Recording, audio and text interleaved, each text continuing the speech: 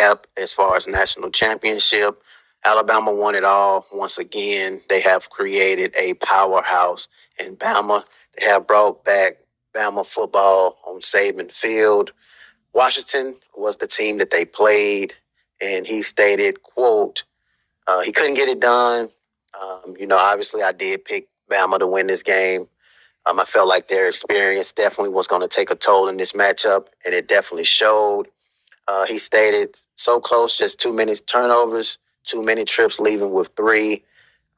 We also paid both users. There hasn't been a year where we haven't been able to pay a user. So I don't know how many seasons we are in. We're in 2031. So, I think we are up, $600-$700 total.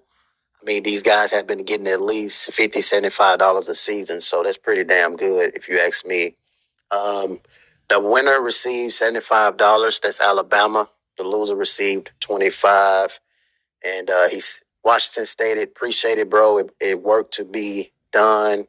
It's work to be done. Let's get the Pac-12 another championship.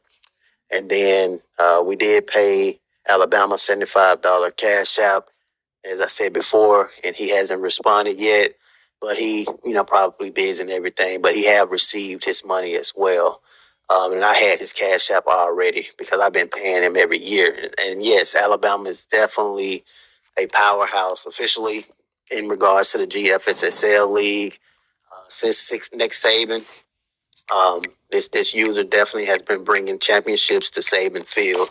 We're in the off season right now, new year, new season, to do our best to get back going. Obviously, during the off season, it doesn't matter what was done prior. It's about bringing in talent, keeping talent. So right now, Colorado Buffs were able to keep pro potential right outside linebacker Junior Reggie Bach.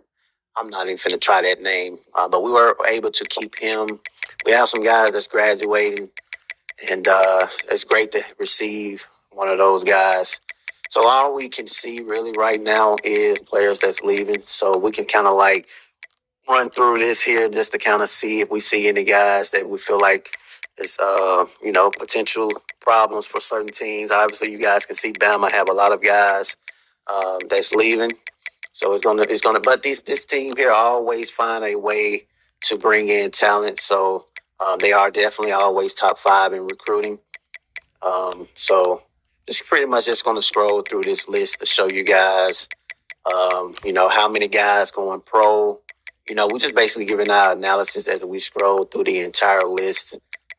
If we see any names that stand out on a certain team. And, but yeah, man, it's a great season, man. I'm excited that we haven't had a season where nobody haven't got paid. I think that's damn good, man. And we're doing this every year. It says a lot about what I'm able to do in real life, having that opportunity to be an analyst. This here helps me become an analyst. You guys don't understand when I'm going through this stuff. It's a big move right here. But yeah, you guys understand when I'm going through this stuff here. Reason why I'm so consistent with it is because I use this league as practice. It helps me speak when I make, pronunciation issues. When for an example, I didn't know that FR was formal recovery. I didn't know that, but this league helped me understand that that's what it meant. And then I ran into the same issue in real life with one of the statistics I was reading about a player when I was making a video on it. And I was like, wow, the GFSSL league helped me understand that, and so I use this here for practice. So far, man, I'm not seeing any names. That's a big problem with certain guys leaving. Oh, wow. Henry Bond Jr., projected first round. He's not coming back, man. He's gone. This is going to be a big, big question for Clemson. Yes, that's going to be a big, big question, man. And I got it set to overall, so we don't have to worry about scrolling too far. Because obviously, usually the higher overall picks are usually the guys that get taken high.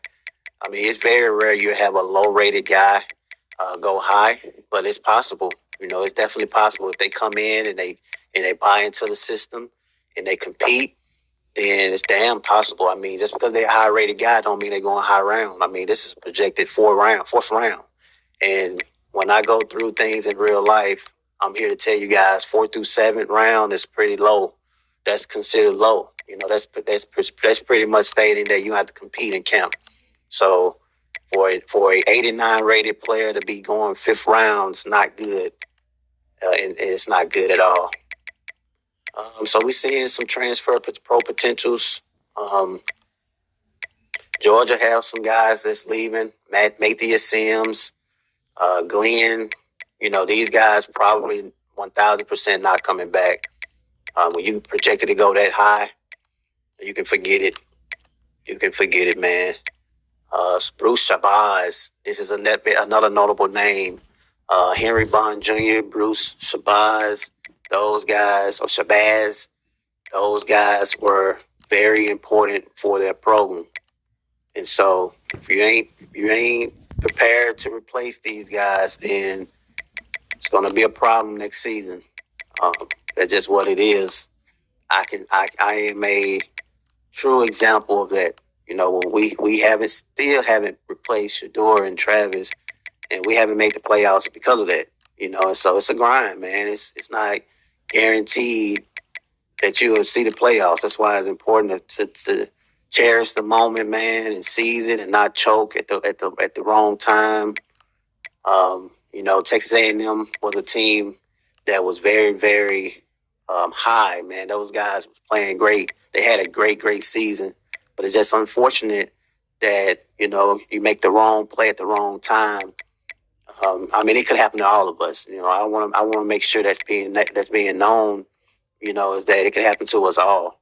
But that separates the difference between greats and good, though. Like who can actually, this is a big name as well, Jamison Couch, but who can actually withstand adversity? And I think Alabama, Rob, his ability to win every year in clutch moments is why he's winning every year. It's the same thing with how Miami started the season out. He was winning for a while. Speaking of Miami, there's some very notable names. Frederick Calais. These guys here, notable names. They always in the top, though. They always in the top of recruiting. Michigan, Graham, he was leading the Heisman candidate pretty much up and down throughout the season. And him leaving, wow, that's huge for Michigan. Those are top running backs. That's probably even to the pro league. Mississippi State, like I said before, we're just going to run through this and then we're going to get up out of here. Washington had a great season. I love what they was able to do, considering they have a very young team, and I feel like they're going to be back. Oklahoma State going to be back. Those guys definitely going to be back, man. What they've been able to do. UCLA is a good team. Notre Dame, tight end right here. Right outside linebacker, Ryan Groskowski. He's projected to go first round, so I know he's leaving. Wide receiver, Maxwell Knight is leaving. That's big. Ohio State have some guys leaving. Oklahoma State. These are teams that are usually in the top when it comes to the top 25. So just looking at notable names that stands out from my analysis, I remember these names. So far, the biggest story, headlines of this offseason is how many running backs are leaving programs. You saw Graham for Michigan, Henry Bond Jr., all of these guys are leaving. So another running back, DeMarco Williams. This is big. Another running back, Ahmed Ansah. He's leaving from Texas. Texas A&M have 1, 2, 3, 4, 5 projected first rounders that are leaving the program. That's huge. And if we're going by overall, which I don't really go by what you do on the field. That's 1, 2, 3, 4, 5, 6, 7, 8, 9, 10, 11, 12. Damn near 12 teams. 12 90 plus rated guys that are leaving Texas A&M. So the biggest question is, are they really going to be good this season? Because they have lost a lot. Earl Trapp and also middle linebacker leaving. Not much. So that's a good thing about Tulane. This is big. This is big. There's a lot of guys leaving the UCLA. I love that as a Colorado buff. I love what I see. 3 guys projected to go first round. Randy Page was in the Heisman race during the season.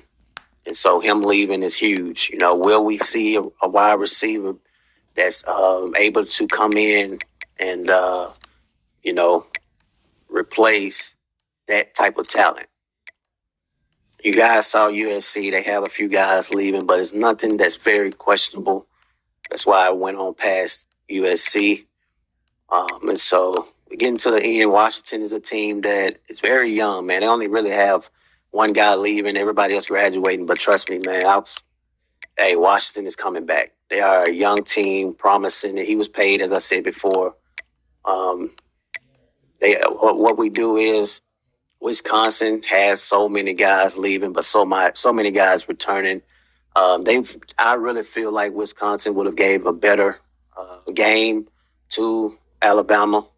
I hate to see Sims because I just know Wisconsin, man. They played phenomenal, and they do well in recruiting. They get guys to the league, and they bring in guys with recruits.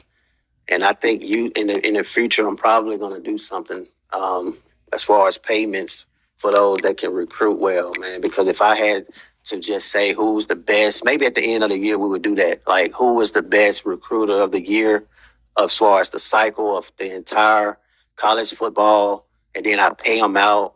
I think that what I probably would do. That way I don't have to pay every single week or as far as years. So we will see, man. But if I was to just say who was the best as far as recruiting overall, I think Wisconsin would have been one of the top. Not the best, but I'm saying one of the top, because I would have to really look and see, because we have a lot of guys that can do very well.